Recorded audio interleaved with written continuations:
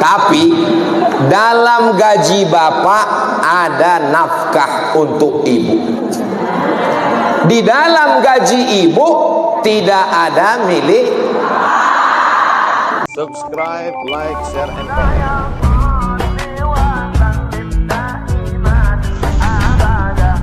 Saya ke Sudan dapat doktor, sampai sekarang nggak tercapai cita-cita ibu saya, nggak dapat doktor andus. Aku ingin kau jadi qori. Sampai hari ini kalau saya melihat ada qori baca Quran, ya Allah, cita-cita ibuku belum sampai, aku nggak jadi qori. Jadi ibu yang punya ilmu pengetahuan, dia ingin anak-anaknya juga berilmu. Tapi Pak Ustadz, saya kalau datang pengajian itu ngantuk Pak Ustadz, berarti cacingan. Kurang gizi. Usahakan banyak makan. Orang yang ngantuk pengajian itu dua kemungkinan. Yang pertama, kurang gizi. Yang kedua, diganggu setan. Jadi ibu kalau ada teman di sebelah, itu tolong kasih vitamin. Kebetulan ada vitamin C, kasih. Masih ngantuk juga, ruqyah. Allahu la ilaha illa huwal hayyul qayyum.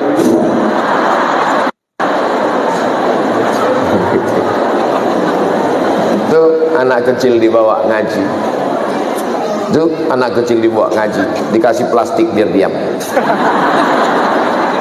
Jangan marah kalau ada anak-anak. Apa maknanya? Punya rumah, punya apartemen, punya kebun, punya ruko, menikah, harta ibu tetap milik ibu, harta suami punya suami. Dengan menikah tidak serta-merta harta ibu milik suami. Jelas? Bapak punya gaji 5 juta, ibu punya gaji 5 juta. Gaji ibu milik ibu, gaji bapak punya bapak.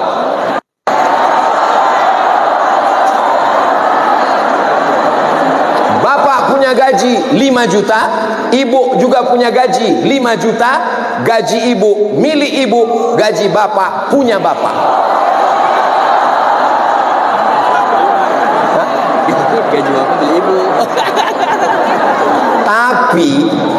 Tapi dalam gaji bapak ada nafkah untuk ibu.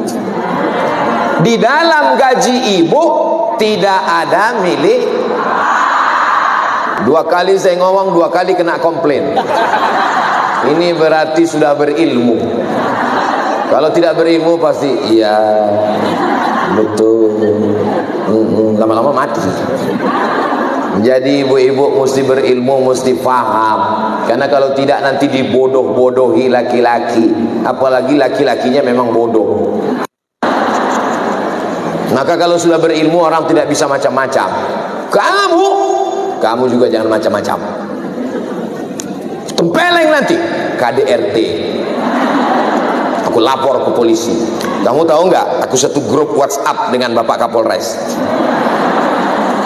Macam-macam.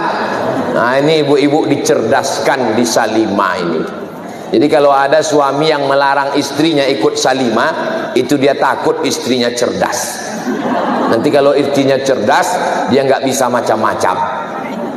Saudara yang dimuliakan Allah Subhanahu wa taala, maka ngaji. Poin yang ketiga.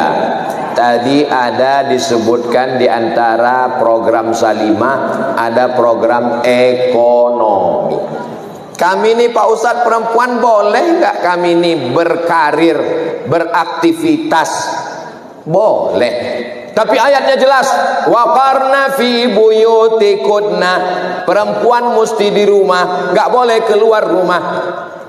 Ayat tentang perempuan di rumah memang hakikatnya aslinya perempuan di rumah. Tapi pada suatu hari Asma binti Abi Bakar membawa makanan onta. Lalu Nabi menolongnya, mengangkatkan dan mengantarnya pulang. Itu hadis takriri. Perempuan boleh berkarir, boleh bekerja, boleh beraktivitas dalam kurung syarat dan ketentuan berlaku. Jadi ibu mau jadi wanita karir, silakan. Mau punya bisnis dagang, silakan. Saya mau ada usaha ekspor impor, silakan, tapi tetap dengan syarat dan ketentuan. Syaratnya apa? La tabarrajna tabarrujal jahiliyatil ula. Jangan bersolek-solek jahiliyah. Pakai bedak boleh Pak Ustaz? Boleh, sekedar warna kulit, jangan sampai disangka orang mayat, terlalu pucat wajahnya. Tapi saya malu, saya hitam Pak Ustaz.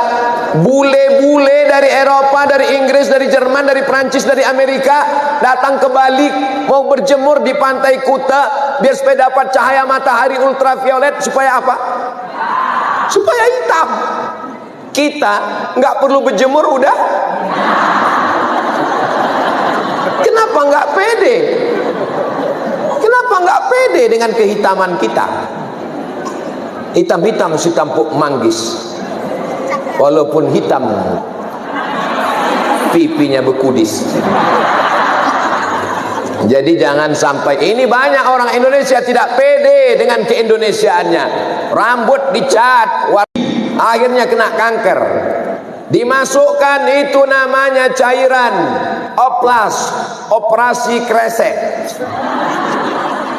Wajah plastik semua isinya. Dagu plastik, hidung plastik, mancung 2 bulan, bulan ketiga turun, hidung turun, dagu turun, tinggal nyari sapu lidi, tukang sihir. Ternyata si lidi tidak bisa nyambung dengan darah daging, akhirnya infeksi, bernanah itu hidung dengan dagu. Kata dokter bedah, ini dirobah, wajahmu bisa rusak. Akhirnya ada terapi tanpa operasi, menyedot nanah yang busuk. Dengan apa? Terapi sedot lintah. Ditempelkan lintah ke hidung 3. Biasanya lintah kalau ditempelkan ke kulit sampai habis darah dia sedot. Ini enggak, itu ditempel jatuh, tempel jatuh. Lintah pun enggak mau nempel. Asem kata lintah. Ibu cantik karena cahaya wudhu, ibu cantik karena cahaya tahajud. Enggak perlu dengan yang macam-macam itu. Siap? Pede? Janji?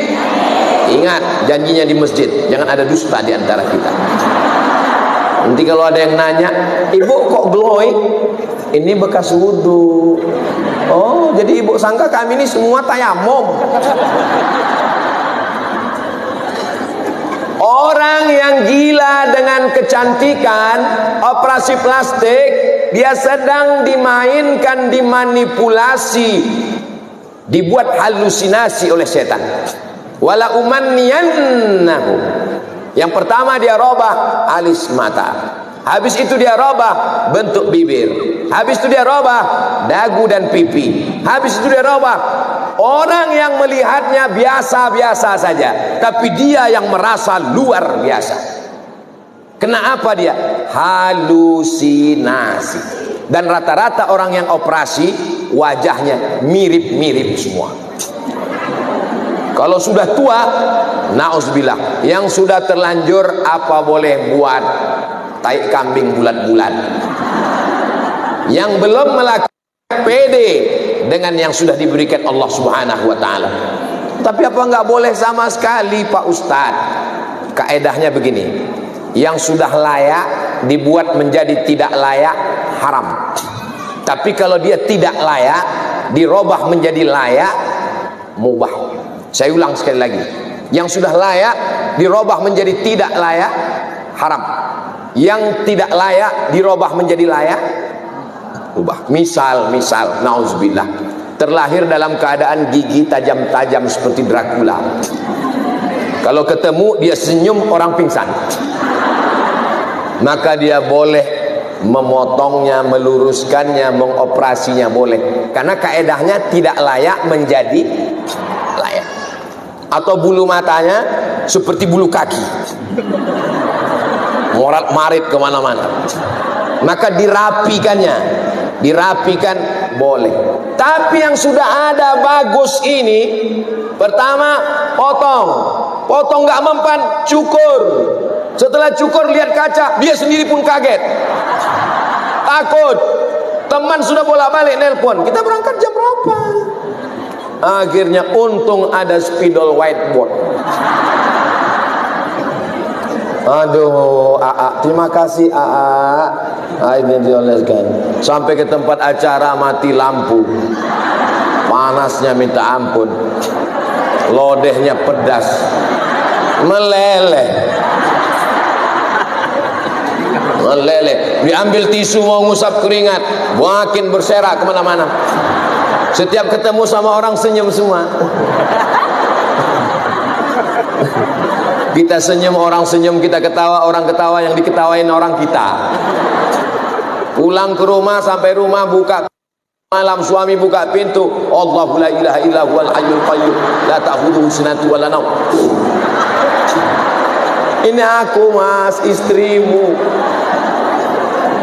Ini tidak terjadi di komunitas Salimah, karena orang-orangnya sudah tahu la tabarrajna tabarrujal jahiliyatil ula, la yakhluwanna rajulun ma'amra'atin, jangan berdua-duaan dengan laki-laki yang tidak 9, 10, 11 dengan suami orang 8 jam, dengan suami sendiri 3 jam, dipotong update status, potong browsing, chatting, potong scroll.